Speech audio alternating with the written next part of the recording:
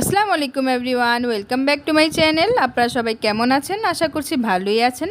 আমরাও আলহামদুলিল্লাহ ভালো আছি। তো এই তো আজকে আমি সকাল সকাল আমার ব্লগটা শুরু করলাম।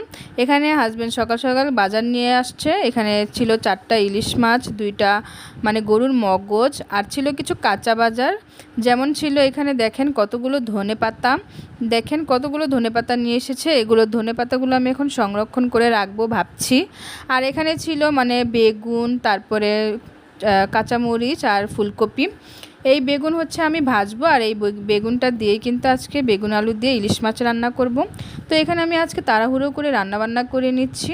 আর এখানে ইলিশ মাছের লেজ ভর্তাটাও করব। তো সব কিছুই আপনাদেরকে দেখিয়ে দেবো। এই তো রান্নাবান্না শেষ করে আমি পরিবেশন করে নিয়েছি।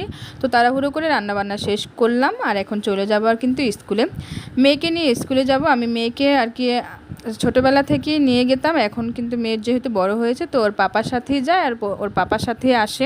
তো আজকে ওকে নিয়ে যাব। আজকে নিয়ে যাওয়ার একটাই রিজন হচ্ছে, আজকে ওর স্কুলে কিন্তু পুরস্কার বিতরণী অনুষ্ঠান হবে।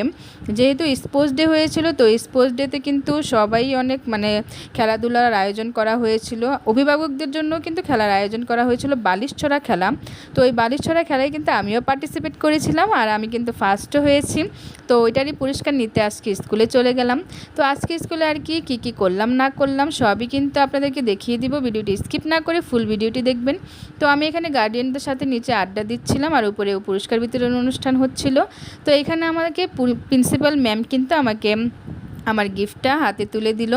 তো এই তো এখানে আর কি সবাইকে একটু একটু দেখিয়ে দিচ্ছে। আমাদের স্কুলের কিন্তু স্যার ম্যাডামরা অনেক অনেক বেশি ভালো আর ফ্রেন্ডলি, যে কি বলবো। আর এখানে আমার মেয়ের কাণ্ড দেখুন, ওরা তো আর কি ওর বান্ধবীদের নিয়ে কি করছে। হাই,